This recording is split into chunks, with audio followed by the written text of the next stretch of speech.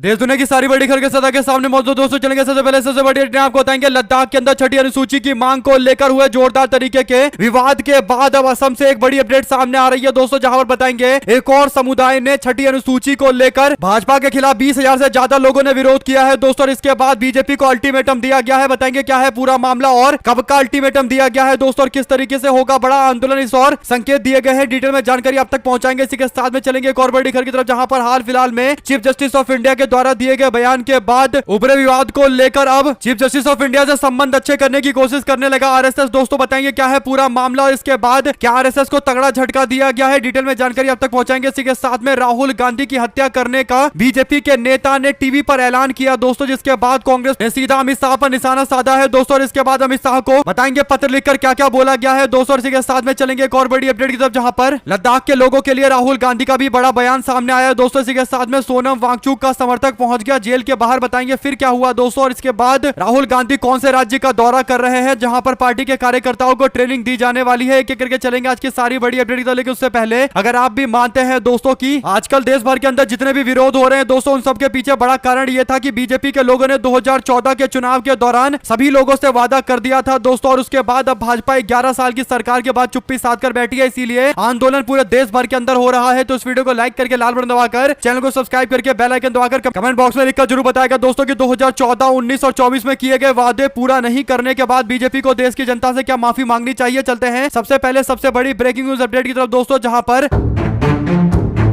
कुछ दिनों पहले लद्दाख के अंदर छठी अनुसूची में लद्दाख का नाम जोड़े जाने को लेकर जोरदार तरीके का विरोध किया गया था दोस्तों, जिसके बाद सोनम वांगचुक को अरेस्ट भी कर लिया गया। इसके बाद आदिवासी समाज से जुड़े हुए छठी अनुसूची के अंतर्गत आने वाले बीटीसी के चुनाव में बीजेपी को जोरदार तरीके से आदिवासी समाज की पार्टी ने पटकनी दे दी दोस्तों। इसके बाद से भारतीय जनता पार्टी की जमकर किरकिरी हो रही है। आदिवासी समाज के अंदर बीजेपी को लेकर जोरदार विरोध देखने को मिल रहा है दोस्तों। ऐसे में असम की गलियों में आजकल एक बड़ा आंदोलन चल रहा है दोस्तों। कई सारे समुदाय मैदान में उतरकर एसटी स्टेटस की मांग कर रहे हैं, यानी कई सारे समाज जिनको अनुसूचित जाति के अंतर्गत लाभ मिल रहा है दोस्तों, वो अनुसूचित जनजाति के अंतर्गत लाभ चाहते हैं। इसीलिए असम के अंदर मोरन, कोच, राजोबोंगसी और ताई अहुम के असद, मटक और चाय बगान समुदाय के लोग मैदान में उतरे हुए हैं दोस्तों। आपको बता दें कि मोरन समुदाय के लोगों से पहले असम के अंदर मटक समुदाय के लोगों ने भी जोरदार तरीके से विरोध किया था दोस्तों। वो भी अनुसूचित जाति से जनजाति समुदाय में जाना चाहते हैं दोस्तों, यानी एससी से एसटी स्टेटस चाहते हैं। इसीलिए कई दिनों से लगातार विरोध चल रहा है दोस्तों। ऐसे में बीते दिन भी जोरदार तरीके का प्रोटेस्ट हुआ, बल्कि 20,000 से ज्यादा लोग इकट्ठा होकर भारतीय जनता पार्टी से लगातार 2014 में किए गए वादे को पूरा करने के लिए बोलते दिखाई दिए दोस्तों। समाज के लोगों ने अपनी शक्ति का एहसास करवाया और इसके बाद बीजेपी के खिलाफ प्रेस कॉन्फ्रेंस भी किया गया दोस्तों। मोरन समुदाय के लोगों ने प्रेस कॉन्फ्रेंस करते हुए कहा कि अगर 25 नवंबर 2025 तक मोरन समुदाय के लोगों को एसटी स्टेटस नहीं दिया जाता और वादा बीजेपी पूरा नहीं करती, तो हम लोग 27 नवंबर से बड़े स्तर पर राज्यव्यापी आंदोलन करेंगे और यह आंदोलन कई और जगह पर भी हो सकता है। कुल मिलाकर दोस्तों मोरन समुदाय के लोगों की बात करें तो असम और अरुणाचल प्रदेश के अंदर अच्छी खासी संख्या है दोस्तों। कई लाख मोरन समुदाय के लोग हैं और असम के अंदर काली अंधेरी रात के अंदर दोस्तों हाथ में मशाल लेकर, यानी आग और ज्वाला लेकर निकले अपने घर से विरोध करने के लिए दोस्तों। कई सारी तस्वीरें वायरल हुई थी जिसमें 20,000 से ज्यादा मोरन समुदाय के लोग इकट्ठा होकर विरोध कर रहे हैं और मटक समुदाय भी इस पूरे मामले को लेकर भाजपा के खिलाफ मोर्चा खोले हुए है दोस्तों। और इस पूरी डिमांड के अंदर 6th शेड्यूल भी मांगा जा रहा है, यानी छठी अनुसूची के तहत आदिवासी का दर्जा के साथ साथ स्वायत्ता परिषद की भी मांग की जा रही है दोस्तों। आपको बता दें कि उसी तरीके का स्वायत्ता परिषद जिसमें अभी हाल फिलहाल में चुनाव हुए थे और बीजेपी को हार का सामना करना पड़ा था। अगर आप भी मानते हैं कि इस तरीके से पहले लद्दाख के अंदर आदिवासी समुदाय के लोगों के द्वारा भाजपा का विरोध करना दोस्तों, उसके बाद असम से यह खबर सामने आना कहीं ना कहीं साफ इस बात के संकेत देता है कि पहले लद्दाख के लोगों से जो वादा किया गया था उसे बीजेपी ने निभाया नहीं और उसके बाद अब असम के लोगों को भी भाजपा का पुराना वादा याद आने लगा है दोस्तों। इसीलिए भारतीय जनता पार्टी के खिलाफ मोर्चा खोला जा रहा है। 2 शब्द जरूर लिख कर बताएगा, ज्यादा से ज्यादा वीडियो को शेयर कीजिएगा दोस्तों, ताकि पल पल की पूरी अपडेट आप लोगों तक लगातार इससे जुड़ी इसी तरीके से पहुंचती रहे। चलते हैं एक और बड़ी अपडेट की तरफ दोस्तों, जहां पर देश के chief justice of India BR Gavai को लेकर कुछ दिन पहले एक बड़ा विवाद हो गया था दोस्तों। दरअसल सुप्रीम कोर्ट के अंदर खजुराहो के जावर यानी वामन मंदिर में भगवान विष्णु की छत विछत मूर्ति को लेकर विवाद हुआ था दोस्तों। चीफ जस्टिस ऑफ इंडिया के द्वारा याचिकाकर्ता से बोले गए शब्दों को लेकर बीजेपी और तमाम हिंदुवादी संगठन ने विरोध जताया दोस्तों। चीफ जस्टिस ऑफ इंडिया ने हालांकि बिल्कुल साफ साफ शब्दों में बोल दिया था कि वो सारे धर्मों का सम्मान करते हैं। इसके बावजूद चीफ जस्टिस ऑफ इंडिया को लेकर उल्टी सीधी टिप्पणियां की गई दोस्तों। कई सारे हिंदुत्ववादी संगठन के खासकर जो विचारधारा के लोग हैं दोस्तों, वे लोग चीफ जस्टिस ऑफ इंडिया को अलग अलग मामले को लेकर ट्रोल करने लगे, उन्हें चिढ़ाने लगे दोस्तों। कई सारे मामले पर उन पर सवाल खड़े किए गए। ऐसे में chief justice of India B R Gavai ने जिस तरीके से हाल फिलहाल में कई सारे बड़े फैसले दिए हैं दोस्तों, चाहे वक्त कानून वाला मामला हो या फिर बुलडोजर वाली हो रही कार्रवाई के खिलाफ एक आदेश जारी किया गया हो दोस्तों, बी आर गवई कहीं ना कहीं भारतीय जनता पार्टी को जोरदार तरीके से आईना दिखा रहे हैं दोस्तों। हालांकि अब आरएसएस के द्वारा प्रयास किया जा रहा है कि बी आर गवई के साथ में अच्छे संबंध किए जाए दोस्तों। यही बड़ा कारण है कि आरएसएस के चीफ मोहन भागवत और आरएसएस के सारे बड़े नेता आरएसएस के कार्यक्रम में चीफ जस्टिस ऑफ इंडिया के परिवार के व्यक्ति को बुलाना चाहते हैं दोस्तों। खबर यह सामने आई है जहां पर राष्ट्रीय स्वयंसेवक संघ के विदर्भ प्रांत में प्रचार प्रमुख ने बताया है कि संघ इस वर्ष शताब्दी समारोह मना रहा है, यानी दोस्तों 1925 में आरएसएस का गठन हुआ था और 2025 में आरएसएस के 100 साल पूरे हो रहे हैं, इसीलिए शताब्दी समारोह मनाने का दावा किया जा रहा है दोस्तों। 2 अक्टूबर को महाराष्ट्र के नागपुर के रेशमी बाग में आयोजित समारोह में देश के पूर्व राष्ट्रपति रामनाथ कोविंद मुख्य अतिथि के तौर पर शामिल होंगे दोस्तों, जबकि इसी कड़ी में 5 अक्टूबर को महाराष्ट्र के अमरावती में विजयदशमी के कार्यक्रम को लेकर मुख्य अतिथि भारत के मुख्य न्यायाधीश बी आर गवई की मां कमलताई गवई होंगी दोस्तों। इस कार्यक्रम में राष्ट्रीय कार्यकारिणी के सदस्य जे नंद कुमार मुख्य वक्ता होंगे। इस कार्यक्रम में कई सारे और भी लोगों को बुलाया गया है दोस्तों, लेकिन बी आर गवई के परिवार के व्यक्ति को बुलाना, उनकी मां को बुलाना, इस बात के संकेत देता है कि आरएसएस कहीं ना कहीं बी आर गवई को खुश करने की कोशिश कर रही है दोस्तों। और जिस तरीके से हाल फिलहाल में बी आर गवई और उनके बयानों को लेकर जो विवाद खड़ा किया गया था दोस्तों, उससे जुड़ी हुई ये बड़ी अपडेट है और इसीलिए बी आर गवई को कहीं ना कहीं खुश करने की कोशिश की जा रही है दोस्तों। हालांकि कई सारे लोग इस बात का दावा कर रहे हैं कि बी आर गवई की माता श्री को बुलाया जा रहा है, लेकिन खबर यह है कि एक चिट्ठी वायरल हो रही है दोस्तों, जिसमें दावा किया गया है कि आरएसएस को बी आर गवई की मां ने लेटर लिखकर इस आमंत्रण को ठुकरा दिया है, इसमें जाने से मना कर दिया है दोस्तों। हालांकि लेटर की विश्वसनीयता को लेकर तो हम क्लेम नहीं कर सकते, लेकिन एक बात तय है कि बी आर गवई को कहीं ना कहीं आरएसएस के लोग रिझाने की कोशिश कर रहे हैं दोस्तों। आपकी क्या राय है? क्या बी आर गवई की माता श्री को आरएसएस के कार्यक्रम में जाना चाहिए या फिर उसका बहिष्कार करके बीजेपी और आरएसएस को तगड़ा झटका देना चाहिए? जो भी आपकी राय है लिखकर जरूर बताएगा दोस्तों, और ज्यादा से ज्यादा वीडियो को शेयर कीजिएगा ताकि पूरी अपडेट आप लोगों तक लगातार इसी तरीके से पहुंचती रहे। चलते हैं एक और बड़ी अपडेट की तरफ, जहां पर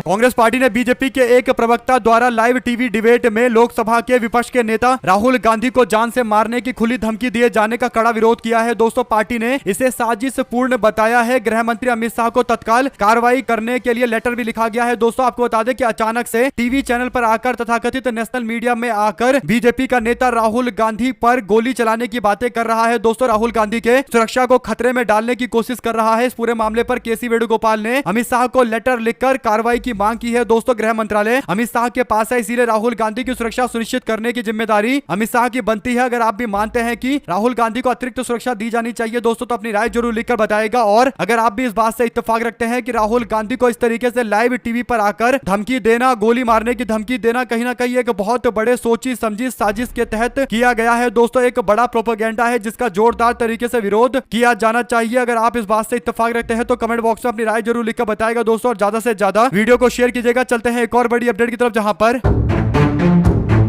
लोकसभा में विपक्ष के नेता राहुल गांधी रविवार को लद्दाख में हुए हिंसक प्रदर्शन को लेकर बीजेपी सरकार पर निशाना साधते दिखाई दिए दोस्तों। राहुल गांधी ने कहा कि इस हिंसक प्रदर्शन को लेकर बीजेपी सरकार पर निशाना साधते हुए कि इस हिंसा में 4 लोगों की मौत हो गई। राहुल गांधी ने इसके लिए बीजेपी और आरएसएस को जिम्मेदार ठहराते हुए कहा कि लद्दाख के लोगों ने सिर्फ अपनी आवाज उठाई थी, जवाब में बीजेपी ने 4 युवाओं की हत्या कर दी। सोनम वांगचुक को जेल में डाल दिया गया। राहुल गांधी ने सोशल मीडिया पोस्ट पर लिखा दोस्तों कि लद्दाख की अद्भुत जनता, संस्कृति, परंपराएं बीजेपी और आरएसएस के निशाने पर हैं। लद्दाखियों ने अपनी आवाज उठाई और जवाब में बीजेपी ने 4 युवकों को मार दिया। सोनम वांगचुक को कैद कर लिया। हत्या बंद करो, हिंसा बंद करो, डराना धमकाना बंद करो। लद्दाख को उसकी आवाज दो, उन्हें 6ठी अनुसूची का अधिकार दो। यानी राहुल गांधी को लेकर कुछ लोग सवाल खड़ा कर रहे थे कि वो राहुल गांधी क्यों इस मुद्दे को लेकर आगे नहीं आ रहे, तो राहुल गांधी की ओर से इस मामले पर खुलकर सोनम वांगचुक का समर्थन करते हुए उनको जेल से बाहर करने की मांग की गई है दोस्तों। और 6ठी अनुसूची का जो वादा किया गया था उसको राहुल गांधी ने बहाल करने की मांग की है। आप लोग इस पर क्या प्रतिक्रिया देना चाहते हैं दोस्तों, लिखकर जरूर बताएगा और ज्यादा से ज्यादा वीडियो को शेयर कीजिएगा दोस्तों। चलते हैं एक और बड़ी अपडेट की तरफ, जहां पर लद्दाख के सोशल एक्टिविस्ट सोनम वांगचुक को 26 सितंबर को जोधपुर सेंट्रल जेल में शिफ्ट किया गया था दोस्तों। सुबह 10:15 बजे उनके समर्थन में एक तिरंगा लेकर युवक जोधपुर सेंट्रल जेल के बाहर बीते दिन पहुंच जाता है। आपको बता दें कि भारत माता की जय के नारे लगाते हुए युवक ने कहा कि सोनम वांगचुक को जेल से छोड़ा जाना चाहिए। जो युवक ये मांग कर रहा है दोस्तों, उसका नाम विजय अजय पाल बताया गया है, वो चूरू जिले के सुजानगढ़ का रहने वाला है। उसे पुलिस ने बाद में डिटेन किया और पूछताछ करने के बाद दावा किया गया है कि छोड़ दिया गया है दोस्तों। लेकिन घूम फिर कर सवाल यह है कि क्या ठोस सबूत है जिसके आधार पर सोनम वांगचुक को जेल में बंद किया गया है दोस्तों। खाली मीडिया के यहाँ से हवाला दिया जा रहा है, दावा किया जा रहा है कि उनके पाकिस्तान से लिंक थे, लेकिन इसे लेकर कोई खास ठोस सबूत सामने नहीं आया है दोस्तों। और इसीलिए कई सारे लोग सोनम वांगचुक की रिहाई की मांग कर रहे हैं, जिसमें रिटायर्ड भारत के आर्मी के लोग भी हैं दोस्तों, जिसमें जनरल बख्शी भी हैं और गौरव आर्य जैसे लोग भी हैं दोस्तों, जो कह रहे हैं कि जो मांग लद्दाख के लोग कर रहे हैं उनकी मांगों पर मोहर लगनी चाहिए, उनको उनके अधिकार मिलने चाहिए। क्या आप भी मानते हैं कि अगर पूर्व भारतीय सेना के लोग भी जब खुलकर सोनम वांगचुक की मांग का समर्थन कर रहे हैं तो बीजेपी के लोग क्यों नहीं सोनम वांगचुक की मांग को मान रहे हैं? अपनी राय जरूर लिखकर बताएगा दोस्तों इस पूरे मामले पर।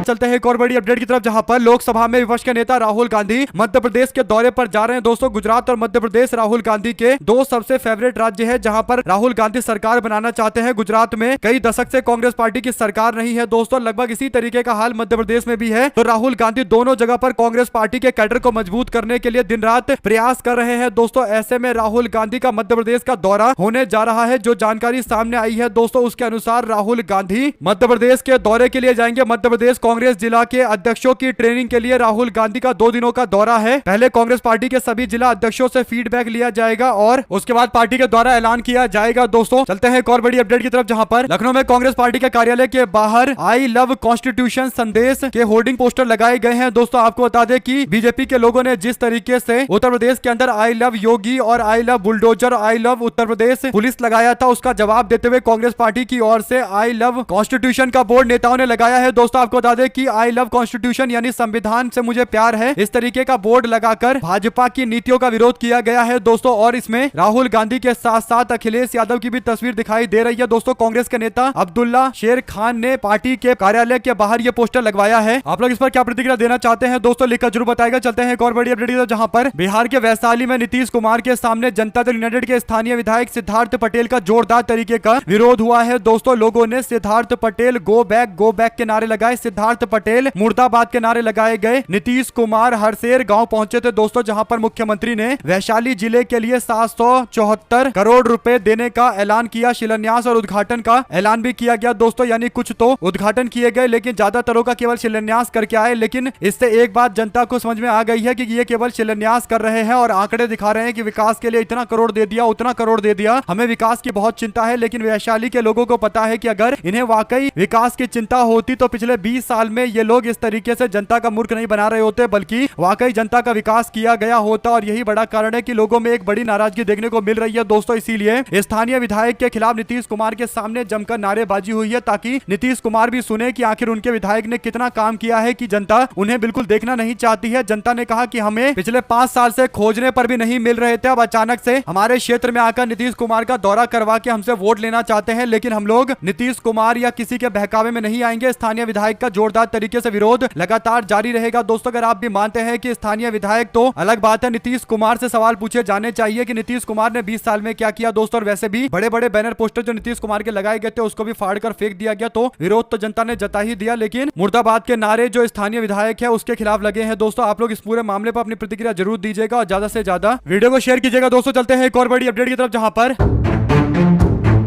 देश के अंदर एक ऐसी इंडस्ट्री चल पड़ी है दोस्तों जिस पर रोक लगानी बहुत जरूरी है। आपको बता दें कि कई सारे सोशल मीडिया पर जानबूझकर ऐसे झूठे फैलाई जाती है और खासकर मुस्लिम समाज के लोगों को टारगेट करते हुए इस्लामोफोबिया फैलाया जाता है। और दोस्तों ऐसा करने के पीछे कई सारी तरीके की मानसिकता होती है। एक तो राजनीतिक तौर पर देश के अंदर ध्रुवीकरण पैदा करने की मानसिकता से ऐसा किया जाता है दोस्तों। लेकिन दूसरी ओर एक और ये भी खबर है कि सोशल मीडिया पर कई सारे प्लेटफॉर्म पर इस तरीके चीजें करने से, मुस्लिम विरोधी बयान देने से या फिर पोस्ट करने से ज्यादा लोग उसे देखते हैं और इस कारण इन लोगों को पैसा बनाने का मौका मिलता है दोस्तों। ऐसे ही राइट विंग कम्युनिटी नाम के एक सोशल मीडिया हैंडल पर जानकारी देते हुए बताया गया कि उसको कई लाख रुपए इस तरीके की चीजें फैलाने के लिए आई दोस्तों। इस पर द वायर के सिद्धार्थ बोले, कहा ये एक नई इंडस्ट्री का भारत के अंदर उदय हुआ है। ये शर्मनाक है भारत के अंदर की मुस्लिम समाज के लोगों को जानबूझकर टारगेट किया जाता है ताकि उनके खिलाफ अगर बोलेंगे तो ज्यादा लोग देखेंगे और बाद में व्यूअरशिप ज्यादा आएगी तो पैसा ज्यादा बनेगा। और एक तरीके से दोस्तों ये नई इंडस्ट्री चल रही है जिसमें समाज में घृणा और आपसी मतभेद फैलाने के इन लोगों को पैसे मिलते हैं। 2 शब्द जरूर लिख कर बताएगा दोस्तों इस पूरे मामले पर और ज्यादा से ज्यादा वीडियो को शेयर कीजिएगा। चलते हैं एक और बड़ी अपडेट की तरफ, जहां पर हरियाणा के अंदर पार्टी को मजबूत करने के लिए यात्रा पर निकले पार्टी के पूर्व सांसद बृजेंद्र सिंह ने एक बयान दिया है। दोस्तों उन्होंने कहा कि इस देश में एक ही आदमी है जो बिना पलक झपकाए, बिना डरे पहले दिन से बीजेपी और आरएसएस से लड़ाई लड़ रहा है, वो आदमी है राहुल गांधी। बृजेंद्र सिंह की ओर से दिए गए इस बयान पर आपकी क्या प्रतिक्रिया है दोस्तों? बृजेंद्र सिंह पार्टी को मजबूत करने के लिए हरियाणा के हर क्षेत्र का दौरा कर रहे हैं ताकि लोगों को एकजुट किया जा सके, कांग्रेस पार्टी के पक्ष में लोगों को लाया जाए, विचारधारा के बारे में बताया जाए। और इसी दौरान उनका यह बयान है कि राहुल गांधी एकमात्र ऐसे नेता हैं जो डटकर मुकाबला कर रहे हैं आरएसएस और भाजपा का और पलके नहीं झपकाते हैं। साथ साथ दोस्तों कैमूर में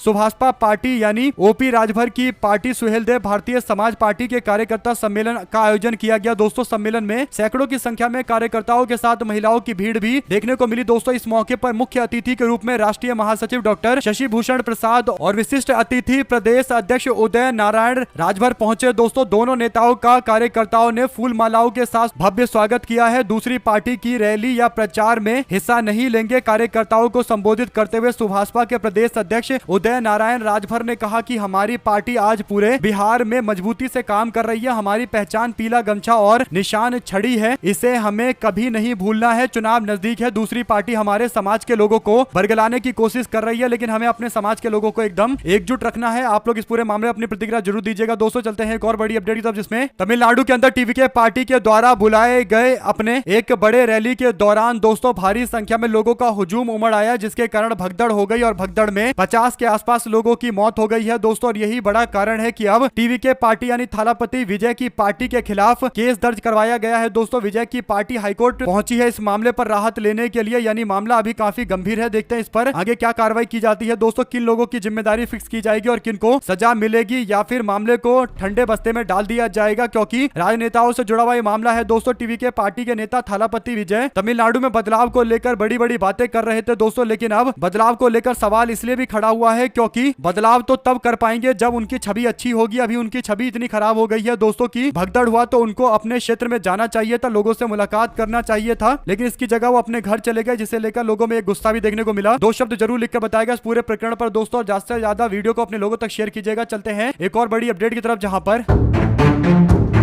पंजाब के अजनाला में शिरोमणि अकाली दल के प्रधान सुखबीर बादल के काफिले का हादसा हो गया। दोस्तों उनके साथ चल रही डीएसपी की थार गाड़ी काफिले में शामिल पुलिस की बस से जाकर टकरा गई। हादसा बड़ा हुआ दोस्तों, लेकिन अच्छी बात यह रही कि सुखबीर बादल राहत सामग्री पहुंचाने के लिए जा रहे थे, वो पूरी तरीके से सुरक्षित है दोस्तों और बाकी सब लोग सुरक्षित बताए जा रहे हैं, लेकिन अकाली नेता की फॉर्च्यूनर क्षतिग्रस्त हो गई है। कुल मिलाकर दोस्तों आप लोग इस पूरे मामले अपनी राय जरूर लिखकर बताएगा। साथ साथ नेता प्रतिपक्ष तेजस्वी यादव बीते दिन पटना में प्रेस कॉन्फ्रेंस कर रहे थे। प्रेस कॉन्फ्रेंस के दौरान वार्ता के दौरान उन्होंने नवरात्रि की शुभकामनाएं लोगों को दी। दोस्तों इसके बाद तेजस्वी ने मुख्यमंत्री नीतीश कुमार और केंद्र पर तीखा हमला बोला। उन्होंने सरकार की वित्तीय घोषणाओं और प्रबंधन को लेकर सवाल खड़ा किया। दोस्तों तेजस्वी ने कहा कि 20 साल से मुख्यमंत्री रहने के बावजूद नीतीश कुमार के पास कोई ठोस विजन नहीं है। बिहार का कुल बजट 3,17,000 करोड़ रुपए है, जिसमें से जुलाई में 51,000 करोड़ रुपए का अनुपूरक बजट और फिर 20,000 करोड़ का अतिरिक्त प्रावधान किया गया है। उन्होंने सवाल उठाया कि अगर सरकार के पास 3,95,000 करोड़ रुपए उपलब्ध है तो उसमें से स्कीम के लिए 1,95,000 करोड़ बचता है, लेकिन उसमें भी कोई कमिटेड राशि नहीं है। ऐसे में राजस्व कितना आ रहा है, सरकार इसे बढ़ाने के लिए क्या कर रही है, इसका जवाब देना चाहिए। कुल मिलाकर दोस्तों जिस तरीके से आजकल बिहार के चुनाव के मद्देनजर वादे किए जा रहे हैं, जिन लोगों ने सरकार चलाई है, सरकार का अंग रहे हैं, उनको पता है कि ये पॉसिबल ही नहीं है बिहार के बजट के हिसाब से। तो जरूर जो घोषणाएं की जा रही है लोगों को गुमराह करने के लिए की जा रही है। तेजस्वी यादव के सवाल भी काफी ज्यादा स्ट्रेट फॉरवर्ड है दोस्तों, और इन सवालों का जवाब बीजेपी या एनडीए वाले नहीं दे सकते, क्योंकि सबको पता है कि बिहार के बजट से ज्यादा घोषणाएं की जा रही है और केवल लोगों को गुमराह करने की कोशिश है दोस्तों। साथ साथ सोनम वांगचुक की राष्ट्रीय सुरक्षा अधिनियम यानी एनएसए के तहत हिरासत के मामले को लेकर आम आदमी पार्टी ने राहुल गांधी पर निशाना साधते हुए कहा कि राहुल गांधी ने इस मुद्दे को लेकर चुप्पी नहीं तोड़ी और राहुल गांधी कहीं ना कहीं बीजेपी के साथ मिलकर काम कर रहे हैं। आम आदमी पार्टी के द्वारा लगाए गए आरोपों का जवाब दिया दोस्तों कांग्रेस पार्टी ने, और राहुल गांधी की ओर से भी बयान सामने आ गया। तो अब इस पर कोई सवाल उठाने का कोई मतलब ही नहीं है। अगर आप भी मानते हैं कि बात एकदम सही है तो लिखकर जरूर बताएगा दोस्तों। चलते हैं एक और बड़ी खबर की तरफ, जिसमें कुछ ही दिनों में बिहार विधानसभा चुनाव होने वाले हैं। इस बीच खबर यह है कि राजपूत समाज की अनदेखी से नाराज पूर्व केंद्रीय मंत्री और आरा के पूर्व सांसद अपनी भारतीय जनता पार्टी छोड़ने वाले हैं दोस्तों। लेकिन अब बीजेपी छोड़ने की अटकलों को लेकर आरके सिंह ने एक बड़ा बयान दिया है दोस्तों। आरके सिंह ने साफ कहा है कि वो अपनी पार्टी नहीं छोड़ेंगे, यानी इससे पहले पार्टी बनाने का ऐलान कर रहे थे। उसके बाद जब मीडिया वालों ने अब इनसे सवाल पूछा तो कह रहे हैं कि मैं पार्टी नहीं छोड़ूंगा, यानी जनता को एकदम मूर्ख बनाया जा रहा है दोस्तों। कभी कहते हैं छोड़ दूंगा, कभी कहते हैं नहीं छोड़ूंगा। इससे पता चलता है कि इनके ऊपर अब लोगों का भरोसा नहीं रहा दोस्तों। कुछ भी आकर बोलकर चले जाते हैं। इन्हें लगता है कि ऐसे ही जनता को गुमराह कर लेंगे तो किसी को पता नहीं चलेगा। लेकिन भारतीय जनता पार्टी के लोग अब ज्यादा लोगों को बेवकूफ बना नहीं सकते, क्योंकि सारी चीजें अब ऑनलाइन होती है दोस्तों। लोग को पता है कि कब उन्होंने नई पार्टी बनाने का ऐलान किया था और कब आकर कह रहे हैं कि मैं बीजेपी के साथ में ही रहकर काम करूंगा। दो शब्द ऐसे बीजेपी के नेताओं के बारे में भी लिखिएगा दोस्तों, जो लोग जनता को गुमराह करने की कोशिश करते हैं और बाद में जब इनसे सवाल पूछा जाता है तो एक कमिटेड कार्यकर्ता की तरह कहते हैं कि पार्टी नहीं छोड़ूंगा। दो शब्द जरूर लिखकर बताएगा और ज्यादा से ज्यादा वीडियो को शेयर कीजिएगा ताकि पल पल की पूरी अपडेट आप लोगों तक लगातार इसी तरीके से पहुंचती रहे। आप लोग देख रहे थे आपका अपना चैनल जय हिंद जय भारत। ज्यादा से ज्यादा वीडियो को शेयर कीजिएगा दोस्तों। बहुत बहुत धन्यवाद।